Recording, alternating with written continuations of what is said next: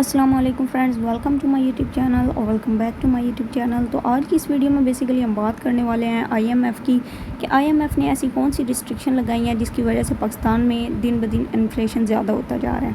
So anyway, if you are new in my channel then subscribe my channel and if you have already subscribe my channel then like, share and comment on my video.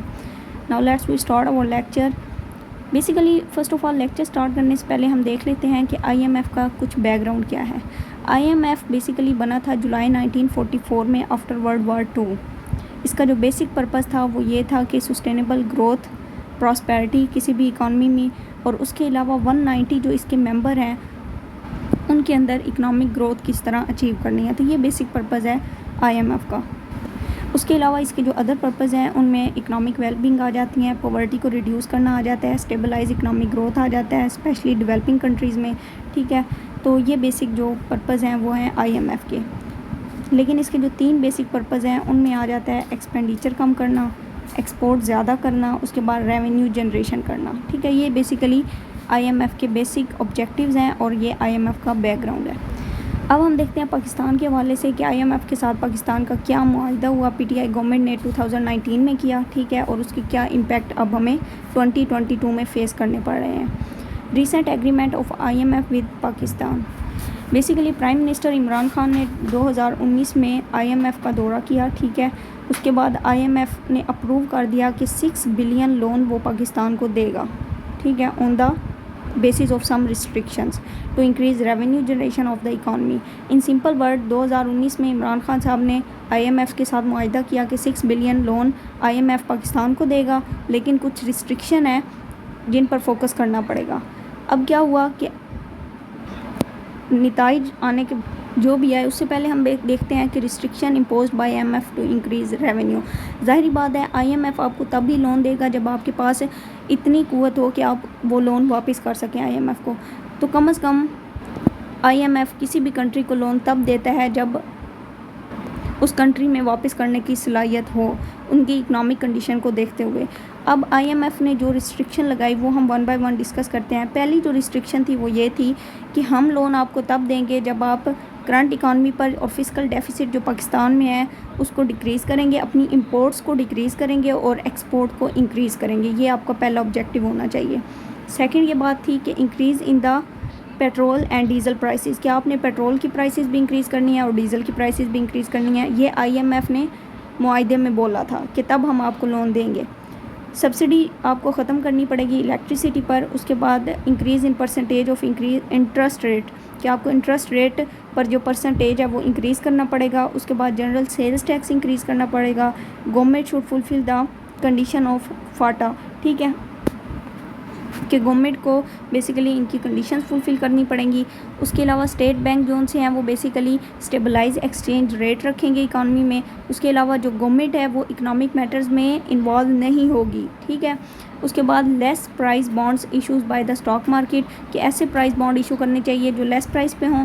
उसके अलावा government should make strict actions plans to check out the assets of ministers and government officers, कि जितने भी government के employees हैं, जितने भी officers हैं, गवर्नमेंट उनके एसेट्स चेक करे कि उनके पास कितनी अमाउंट है, क्या वो ज़्यादा अमाउंट अपने बैंक में रखवा देते हैं और आवाम पर स्पेंड नहीं करते हैं। तो इस चीज़ पर फोकस करना चाहिए। Audit of importation government institution. ठीक है, उसके अलावा Pakistan should make plans to control terrorism and adopt policies according to the institution of UNO, कि पाकिस्तान को बेसिकली टेररिज्म को कंट्रोल करना चाहिए। उसके अलावा जो इंस्ट्रक्शन यूएनओ पाकिस्तान को दे उस पर अमल करना चाहिए। उसके अलावा state institution should be regulated to decrease deficit in budget, के बजट डेफिसिट नहीं मतलब ख़त्म करना चाहिए। उसके अलावा group strategy should be adopted for stake holder if they want to have property. तो ये बेसिकली रिस्ट्रिक्शन थी जो आईएमएफ ने पाकिस्तान पर लगाई कि हम आपको लोन तब देंगे जब आप इन सब बातों पर अमल करेंगे। लेकिन खान साहब ने क्या किया वो सब हम क्रिटिकल एनालिसिस में देखते हैं। बेसिकली पाकिस्तान ने फुल ट्राई की कि वो इन रिस्ट्रिक्शन को या जो भी रिस्ट्रिक्शन आईएमएफ ने पाकिस्तान पर लगाई, ठीक है, उनको फुलफ़िल किया जाए। लेकिन क्या हुआ, खान साहब ने बेसिकली इलेक्ट्रिसिटी पर सब्सिडी दे दी। कुछ टाइम बाद इलेक्ट्रिसिटी पर बहुत ज़्यादा सब्सिडी देगी, पेट्रोल भी सस्ता कर दिया गया। ठीक है, जिसकी वजह से आईएमएफ पाकिस्तान को वो कर्ज़ा देने के लिए मुकर गया। IMF ने बोला कि हमने जो रिस्ट्रिक्शन लगाई थी वो बेसिकली आपने फुलफ़िल नहीं की, तो इसलिए अब हम आपको लोन भी नहीं दे सकते। लेकिन फिर क्या हुआ कि अदम एतमाद आ गई, जब आपको पता है कि PTI गवर्नमेंट के बजाय नून लीग हुकूमत में आ गई। फिर जो हमारे मिनिस्टर साहब थे जैसे मिफ्ता इस्माइल साहब, ठीक है, वो गए बेसिकली IMF के पास। उन्होंने कहा कि हम अब आपकी जो भी रिस्ट्रिक्शंस थी उसको फुलफ़िल करेंगे, आपने जो रिस्ट्रिक्शन लगाई, लेकिन आप हमें लोन देंगे। देन IMF ने ये कहा कि बेसिकली अगर आप इन सब रिस्ट्रिक्शंस पर अमल करते हैं जो हमने पहले लगाई थी, उन पर अब आप डबल चार्जेस के साथ अमल करेंगे, तब हम आपको लोन देंगे, ठीक है। अब जो भी प्रीवियस रिस्ट्रिक्शन लगी, जैसे कि अब इलेक्ट्रिसिटी की प्राइसेस बढ़ाई जाएँ, पेट्रोल की प्राइसेस बढ़ाई जाएँ, इलेक्ट्रिसिटी पर सब्सिडी कम की जाए, फिर मजबूरन नून लीग हुकूमत को क्या करना पड़ा कि उन पर डबल चार्जेस लगाने पड़े, टैक्स रेट इंक्रीज़ करना हुआ, इलेक्ट्रिसिटी महंगी करनी पड़ी, उसके अलावा पेट्रोल की डबल प्राइसेस करनी पड़ी, ताकि जुलाई अगस्त में जाकर IMF हमें लोन दे सके और हम बेसिकली सरवाइव कर सकें। तो ये बेसिक रीज़न है इन तमाम चीज़ों के पीछे कि बढ़ती हुई इन्फ्लेशन की बेसिक वजह क्या है। एक सिंपल सी मिस्टेक है जो उस टाइम हमें सब्सिडी नहीं देनी चाहिए थी, लेकिन उस टाइम गवर्नमेंट ने सब्सिडी दी, जिसका खमियाजा हमें आज भी भुगतना पड़ रहा है। तो उम्मीद है आपको सारी बात क्लियर होगी कि इन्फ्लेशन किस वजह से होती है और क्यों दिन ब